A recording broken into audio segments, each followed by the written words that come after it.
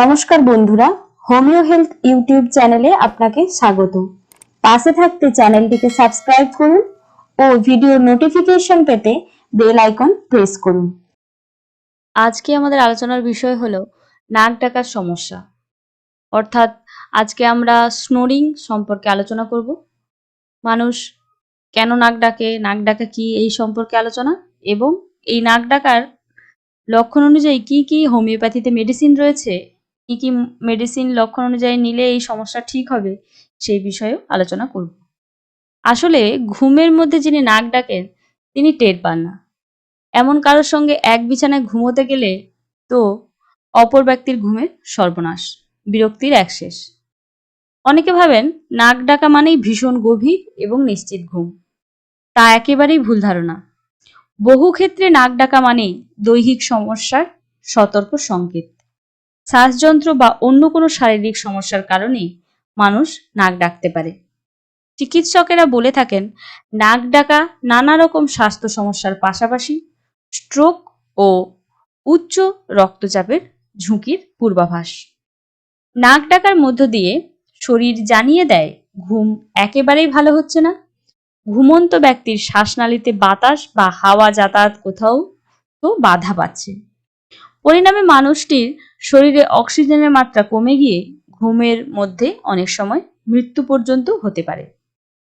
এটা জানা দরকার যে নাক ডাকার আওয়াজটা আসলে নাক থেকে বের হয় না। এর উৎস বা উৎপত্তি হলো গলা এবং নাকের মধ্যবর্তী অংশ। নানা কারণে বাতাস যাতায়াতে বাধা পায়, তাই মানুষ নাক ডাকে। শুধু এক রাত নয়, রাতের পর রাত এই সমস্যা থাকলে পাশে কেউ ঘুমোতে অস্বস্তি বোধ করে। অস্বাভাবিক নাক ডাকার কারণে কখনো কখনো ভেঙে যায় এই ঘুম, মনে হয় যেন দম বন্ধ হয়ে আসছে। নাক ডাকার ফলে প্রায় তন্দ্রা সারাদিন থাকে, মাথা ব্যথার সমস্যা দেখা দেয়। নাক ডাকার জন্য হোমিওপ্যাথি ঔষধ কারণ নির্ণয় করে খুব ভালো ফলাফল দেয়। নাক ডাকার জন্য ঔষধগুলি প্রাকৃতিক, নিরাপদ এবং কোনো পার্শ্ব প্রতিক্রিয়া ছাড়াই চিকিৎসা করে ও সমস্যা সমাধান করে। প্রাথমিক পরামর্শ কিছু পালন করলে অনেকের এই সমস্যা কমে যায়। যেমন যাদের নাক বন্ধ থাকে বা সর্দির সমস্যা বা সর্দির কারণে নাক ডাকার সমস্যা, তারা নাক খুব ভালোভাবে পরিষ্কার করে ঘুমোতে গেলে এই সমস্যা অনেক সময় হয় না। শোবার ঘরের তাপমাত্রা নয় শীত নয় উষ্ণ রাখলে এই সমস্যা অনেকটা কম হয়। ঘুমের 2 ঘন্টা আগে চা, কফি, অ্যালকোহল বা রিচ খাবার খাওয়া একদমই উচিত না।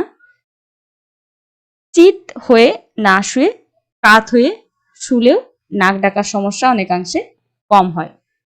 এবার আমরা নাক ডাকার কি কি কারণ রয়েছে সেগুলো জানব। নাকে শ্বাসনালী বন্ধ হলে, অ্যালার্জির কারণে বা মৌসুমে সাইনাস ইনফেকশন যদি হয় তখন তারা নাক ডাকেন। অনেক সময় স্টেপশ্বাস বা নাকের পলিপের শ্বাসনালীতে বাধা পেলেও অনেকে নাক ডাকেন। এছাড়া রয়েছে গলা এবং জিভের দুর্বল পেশি বা স্বর। গলা এবং জিভের পেশিগুলি শিথিল হয়ে শ্বাসনালীতে ধসে পড়লে বা চেপে গেলে এই নাক ডাকার সমস্যা দেখা দেয়। ভারী গলার টিস্যু, অতিরিক্ত ওজন যাদের হয়, এই অতিরিক্ত ওজনের কারণে এই সমস্যা হয়। এছাড়া বাচ্চাদের যাদের টনসিল এবং অ্যাডিনয়েড রয়েছে তাদেরও এই সমস্যা দেখা দিতে পারে।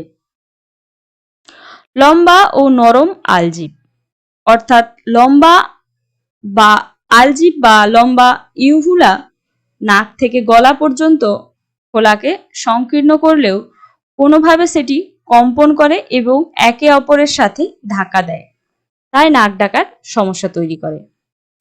মদ্যপান এবং ড্রাগ ব্যবহার, অ্যালকোহল পান জিভ এবং গলার পেশিগুলিকে শিথিল করার কারণে একে অপরের সাথে জড়িয়ে যায়, তার ফলে নাক ডাকার সমস্যা হয়। এছাড়া শোয়ার ধরন, অর্থাৎ চিত হয়ে শোয়ার কারণেই অনেকের নাক ডাকার সমস্যা দেখা দেয়। এবার নাক ডাকার কারণে বা নাক ডাকার কি কি লক্ষণ রয়েছে সেগুলো জানবো। যদি নিচের উপসর্গের সাথে নাক ডাকার সমস্যা দেখা দেয় তবেই চিকিৎসা করানো প্রয়োজন।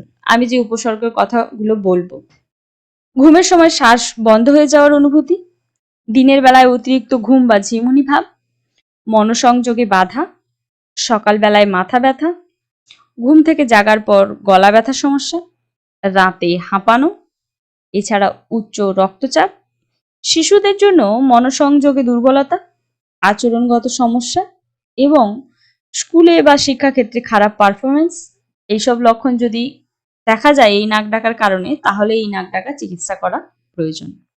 এবার লক্ষণ অনুযায়ী এই নাক ডাকা বা স্নোরিং এর সমস্যায় কি কি হোমিওপ্যাথি মেডিসিন রয়েছে সেগুলো জানবো।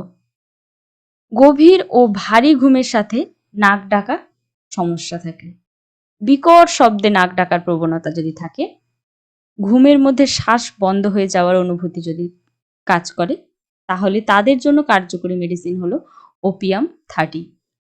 এটি 2 ফোঁটা করে সারাদিনে 2 থেকে 3 বার নেওয়া যায়। নিলে এই ধরনের নাক ডাকার সমস্যা ধীরে ধীরে ঠিক হয়ে যায়। নাকের পলিপের কারণে নাক ডাকার সমস্যা, নাক থেকে দুর্গন্ধ এবং নাকে জল পড়ার সমস্যা যদি থাকে, নাকে টার্বিনেট ফোলা এবং সেই ফোলা থাকার কারণে যদি নাক ডাকে, স্যাঁতসেঁতে ও বৃষ্টিযুক্ত আবহাওয়াতে যদি এই সমস্যা নাক ডাকার বাড়ে, তাহলে তাদের জন্য কার্যকরী মেডিসিন হলো ল্যামনা মাইনর 30। এটিও 2 থেকে 3 বার 2 ফোঁটা করে সারাদিনে নিতে থাকলে এই সমস্যায় ভালো কাজ দেয়। শিশুদের মধ্যে নাক ডাকার সমস্যা, ঘুমের সময় জোরে জোরে নাক বা ভারী নাক ডাকার শব্দ হলে, নাক ডাকার পাশাপাশি যদি মুখেও শব্দ হয়, সকালে বাচ্চা ক্লান্ত এবং বিভ্রান্ত বোধ যদি করে, সারাদিনে ঘুমানোর প্রবণতা বা ঝিমুনি যদি কাজ করে, তাহলে তাদের জন্য কার্যকরী মেডিসিন হলো চায়না 30।